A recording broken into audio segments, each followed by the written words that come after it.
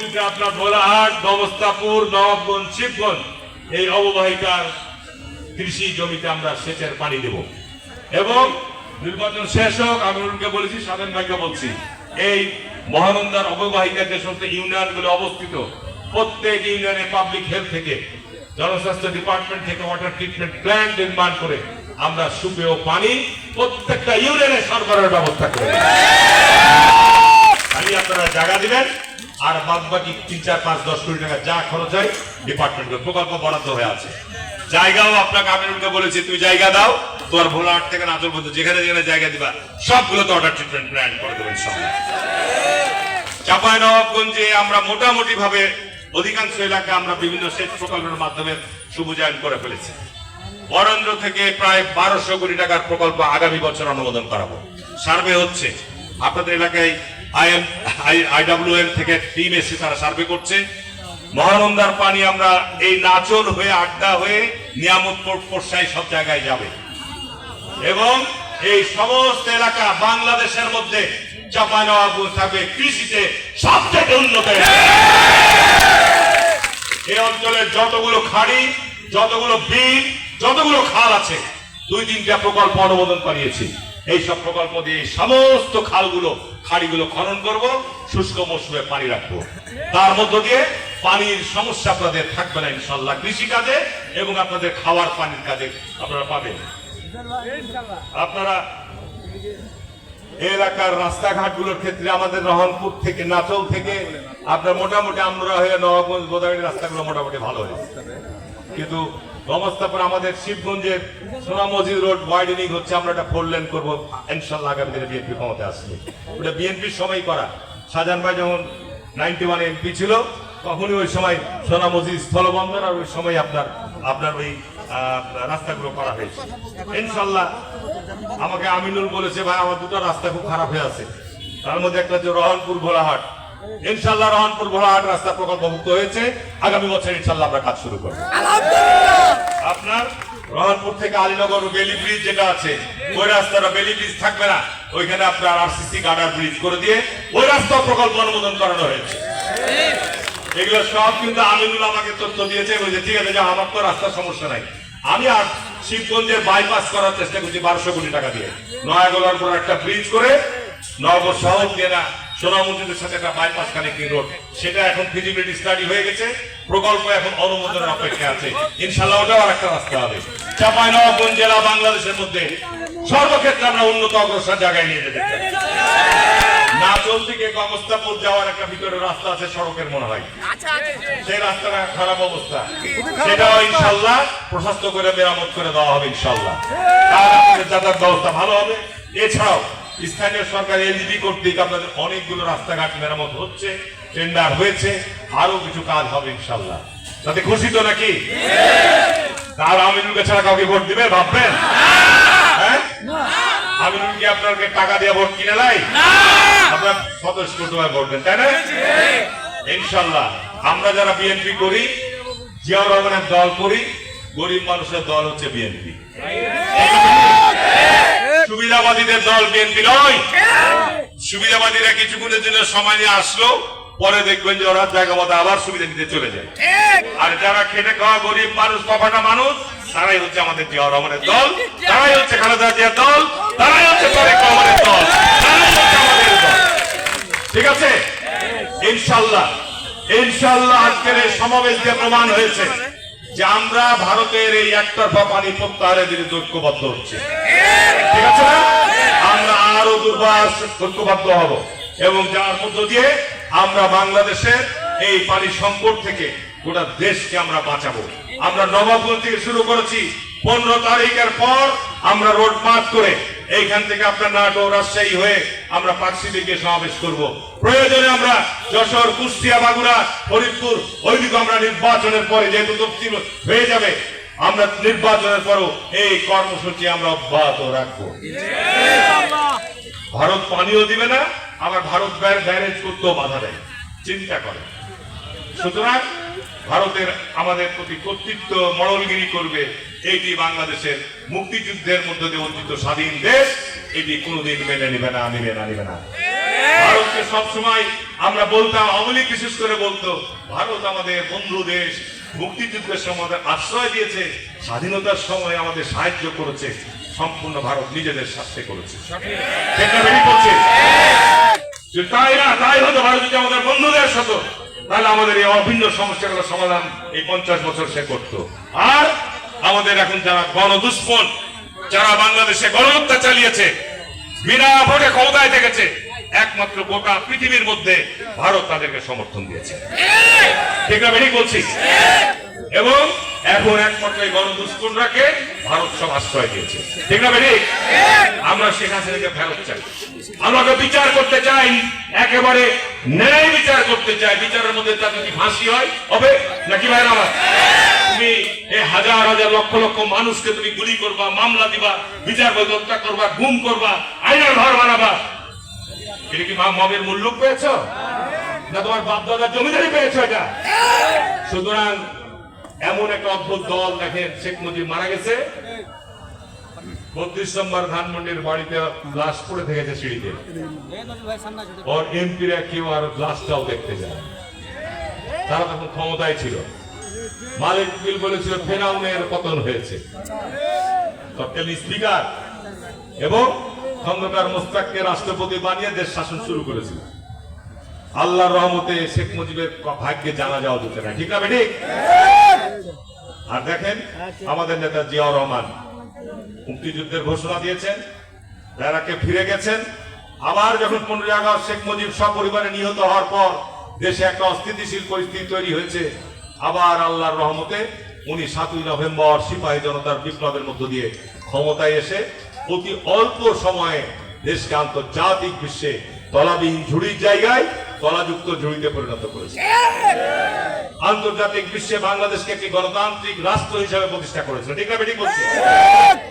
তাকে ভারতীয় চক্রান্তকারীরা হত্যা করার পর লাশ লুকিয়ে ফেলেছিল হাটহাজারী চট্টগ্রামে। লাশ তুলে নিয়ে এসে কি হৃদয় দৃশ্য! দেশপ্রেমিক নেতাদের দৃশ্য এরকমই হয়।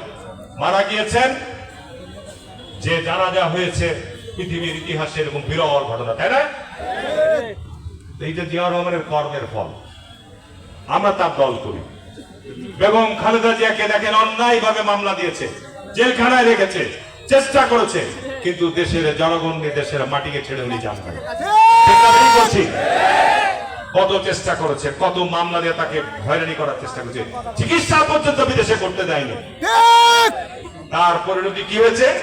শেখ হাসিনা আজকে দেখেন তার গোটা বংশ বুনিয়াদ সহ একেবারে পালিয়ে আজকে মানবেতর জীবন যাপন করছে। ঠিক না বেঠিক? শুধু শেখ হাসিনা একা নয়, তার যদি মন্ত্রী, আমলা, ফইলা, এমপি যা ছিল সব নাই। মুজিবপুর দেখা যায় ভাই কাপ্তার আওয়ামী লীগ করি, এই কথা এখন কেউ আর বলতে পারে না। তবে আমার শাহজাহান ভাইয়ের সাথে একমত, আওয়ামী লীগের যে ভালো লোক যারা আছেন ভাই, আওয়ামী লীগ আর জীবিত হবে না। এখন কি আওয়ামী লীগ কি আপনার জামাত ইসলামের দিকে যাবেন না জাতীয়তাবাদী শক্তি বিএনপির দিকে? আপনার যারা দেশপ্রেমিক মানুষ আছেন, আপনাদের মধ্যে ভালো লোক আছে, তারা সব আগামী দিনে জাতীয়তাবাদী শক্তিকে আপনারা বিজয় করবেন, জাতীয়তাবাদী শক্তিকে শক্তিশালী করবেন। ঠিক না বেঠিক বলছি কথাটা? বক্তব্য আর বাড়াবো না, যেহেতু নামাজের সময় হয়ে আসছে। আর আপনাদেরকে আমি আহ্বান জানাবো, আপনাদের জন্য ট্রেনের ব্যবস্থা করছি। ট্রেনে তো কতটি লোক যেতে পারবেন? 2000 যেতে পারবেন, কিন্তু আমাকে আমিনুল তো বলছে যে মিনিমাম আমার 3 থানা থেকে 15,000 লোক মিনিমাম যাবে। এবং এবার একটা মজার ই করেছি, আমিনুলের এলাকার লোকের জন্য লাল ক্যাপ। ঠিক আছে? কিন্তু দেখবো ভাই, যে দেখবো যে আমাদের 3 নির্বাচন এলাকায় কার কতটি লোক। এটা আমাদের সবার জন্য একটা ব্যাপার। আমাদের শাহজাহান ভাই এলাকার ক্যাপের রং হচ্ছে হলুদ। এই যে সভাপতি বসে আছে আমাদের আস্থার চেয়ারম্যান, আর ওখানে আমাদের মাননীয় উপদেষ্টা, আমার সাথে সিনিয়র এমপি, 79 এমপি, ওনাকে দিয়েছে হলুদ ক্যাপ। আর এইটা দেওয়ার পর আমি বলছি ঠিক আছে, আমি সবুজ ক্যাপ নিব। আমি 30,000 ক্যাপ বানাচ্ছি। আমরা 30,000 বানাচ্ছি, আমি এদিকে 2 দিন 15, 30। আমরা আশা করছি আমরা 1 লক্ষ লোকের গোটা নবাবগঞ্জ রাস্তা, মাঠে তো অত লোক আসবে না, গোটা রাস্তাঘাট, মাঠ, এসব আশেপাশে জেলা থেকে লোক আসবে। যেমন গোদাগাড়ি থেকে আসবে, রাজশাহী থেকে নেতা আসবে, 2-4 হাজার লোক আসবে ইনশাআল্লাহ। চাঁপাইনবাবগঞ্জ ইতিহাসে একটা মহাসমুদ্রে পরিণত হবে এবং এই নির্বাচনের মধ্য দিয়ে আমরা গোটা রাজশাহী বিভাগকে জানান দিয়ে দিব রাজশাহী বিভাগ বিএনপির দুর্গ, বিএনপির ঘাঁটি। ঠিক না বেরিয়ে বলছি? আর যারা এরকম ফাল পেড়ে বেড়াচ্ছেন, ওই চুরুং ফুড়ুং করে বেড়াচ্ছেন, পোস্টার ছিঁড়ছেন, কি করছেন, সতর্ক হয়ে যান, এগুলো বাদ দেন। আমরা দেশে সুশাসন ফিরিয়ে আনতে চাই, আইনের শাসন ফিরিয়ে আনতে চাই। আইনের বিরুদ্ধে আমরা কেউ নয়, আইনের বিরুদ্ধে কেউ নয়। কেউ রক কাটবেন, চাইনিজ কুড়াল চালাবেন আর ধর্মের দোহাই দিয়ে মাপ পাবেন, হবে না, হবে না, হবে না। ঠিক আছে? আমরা হাতে আইন তুলব না। আইন যারা লঙ্ঘন করবেন, আইন যারা অমান্য করবেন, তাদের বিরুদ্ধে আইনের প্রয়োগ হবে। এটাই তো 15 বছর লড়াই করছি, বৈষম্যের বিরুদ্ধে লড়াই করছি, আইনের শাসন প্রতিষ্ঠার জন্য লড়াই করছি। ঠিক না বেরিয়ে বলছি ম্যাডাম? ইভেন আমরা যদি আজকে আইনের শাসন প্রতিষ্ঠার ক্ষেত্রে প্রতিবন্ধক হই, আমরা তো আইনের মুখোমুখি হতে হবে। আবার যারা দলের নেতা কর্মী আছে, তারা যদি বেআইনি কাজে লিপ্ত হয়, অবশ্যই তাদেরকে আপনার আইনের সুপর্দ করা হবে। পরিষ্কার কথা। ঠিক না বেরিয়ে বলছি? আমরা দেশটাকে ভালো করতে চাই। জিয়াউর রহমান আমাদেরকে সেই দর্শন দিয়ে গেছে, সেই পথ দিয়ে গেছে। আমাদের মুরব্বী শাহজাহান ভাই, আমাদের যে সিনিয়র এমপি, উনি জিয়াউর রহমানের সঙ্গে এমপি ছিলেন। সুতরাং আমরা যে আজকে একত্রিত খুশি হয়েছেন তো নাকি? আমরা 3 জন এমপি একসাথে আসে খুশি হয়েছেন না? আমিনুল আমাকে আর আগে বহুবার দাওয়াত দিয়েছে, আমি বলছি আমিনুল এখন তুমি নিয়ে যাও, আমি তো সারা বাংলাদেশে প্রোগ্রাম করছি। রংপুর বিভাগে দায়িত্ব দিয়েছে, ময়মনসিংহ বিভাগে দায়িত্ব পেয়েছি, আপনার তারিক রহমান আমাকে বরিশাল বিভাগে দায়িত্ব দিয়েছে, অনেক জেলা সফর করেছি। এখন তুমি তো নমিনেশন পাবো ভাই, এখন যদি তোমার ওখানে একটা মিটিং করতে জানি বড় মিটিং করবা, তখন আমাকে বলবে কি, ট্যাগ লাগাবে যে হারুন হচ্ছে আমিনুলের দ্বারা, আমিনুলের কাছে মেলায় টাকা পয়সা পেয়েছে। কি ঠিক না বেঠিক বলছি বলে? আমাদের কেউ কারোর কাছে যাওয়া লাগে, আমাদের প্রত্যেকের সাথে সুসম্পর্ক ছিল, আছে, ভবিষ্যতে থাকবেন। ঠিক আছে না? আমরা নবাবগঞ্জকে শিক্ষা, কৃষি, যোগাযোগ সর্বক্ষেত্রে একটা আকর্ষণীয় দর্শনীয় জায়গায় নিয়ে যেতে চাই। আর নবাবগঞ্জের মধ্যে যারা বাংলাদেশে কয়টা আছে? চাঁপাইনবাবগঞ্জে বাংলাদেশের মধ্যে দ্বিতীয় বৃহত্তম স্থলবন্দর শিবগঞ্জে অবস্থিত। ঠিক আছে না? চাঁপাইনবাবগঞ্জ জেলায় বাংলাদেশের 4টা আন্তর্জাতিক রিভার, আন্তর্জাতিক নদী আজকে প্রবাহিত। পদ্মা, মহানন্দা, পাগলা, পুনর্ভবা, 4টা নদী বাংলাদেশের কোন জেলাতে নাই। বাংলাদেশের মধ্যে চাঁপাইনবাবগঞ্জ জেলায় যে পরিমাণ আমরা খাদ্য উৎপাদন করি, এখন না চলেও বিখ্যাত আম তৈরি হচ্ছে, তাই না? আমরা পানি খালি দিলে দেখেন না গোটা বাংলাদেশের মধ্যে নবাবগঞ্জ কি হয়। এখন যে টাকায় পানি পাচ্ছেন, এর 4 ভাগের 1 ভাগ মূল্যে কৃষকরাকে পানি দিব। ডিপ টিউবওয়েলে যখন 2000 টাকা লাগে, 500 টাকায় পানি পাবেন। সেচ প্রকল্প থেকে 200 টাকায় পানি পাবেন। সমস্ত ডিপ টিউবওয়েল গুলো সোলার হবে, নদী থেকে সোলার পাম্প লাগানো হবে, যার ফলশ্রুতিতে আজান মনে আজান দিবে না, আজানিতে দেরি আছে।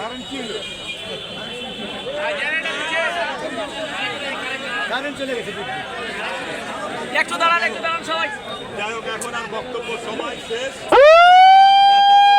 আপনারা ভালো থাকেন, সুস্থ থাকেন, ইনশাআল্লাহ আবারও দেখা হবে। আর এখন থেকে আপনারা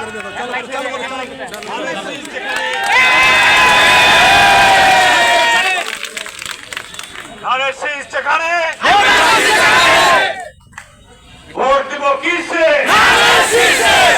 ভোট দিব কিসে? ধন্যবাদ সবাইকে। আর বক্তব্য বাড়ালাম না, হ্যাঁ, আর বক্তব্য হয়েছে। ইনশাল্লাহ ইনশাল্লাহ চাঁপাইনবাবগঞ্জ, আমি বললাম যে আপনার বাংলাদেশের মধ্যে যে অন্যতম একটি জেলা রূপান্তর হবে। শিক্ষা, কৃষি, যোগাযোগ এবং আমাদের বেকার ছেলেদেরকে কর্মসংস্থানের জন্য আমরা উদ্যোগ গ্রহণ করব। এবং আমাদের এই জেলার ছেলেরা যারা মেধায় তালিকা উন্নীত হবা, আমি ঘোষণা হয়ে যাচ্ছি, এই মেধা তালিকা উত্তীর্ণ ছেলেদেরকে যেন বঞ্চিত হতে না হয়, কোথাও কোনো টাকা পয়সা দিতে না হয়, তার জন্য ব্যবস্থা গ্রহণ করব। সবাই ভালো থাকো, সুস্থ থাকো, এই প্রত্যাশা রেখে বক্তব্য এখানেই শেষ করলাম। আবারও দেখা হবে। আসসালামু আলাইকুম ওয়া রাহমাতুল্লাহ। বাংলাদেশ জিন্দাবাদ, বাংলাদেশ জাতীয়তাবাদী দল জিন্দাবাদ, শহীদ রাষ্ট্রপতি জিয়াউর রহমান অমর হোক, বেগম খালেদা জিয়া জিন্দাবাদ, তারেক রহমান জিন্দাবাদ। সবাইকে অসংখ্য ধন্যবাদ।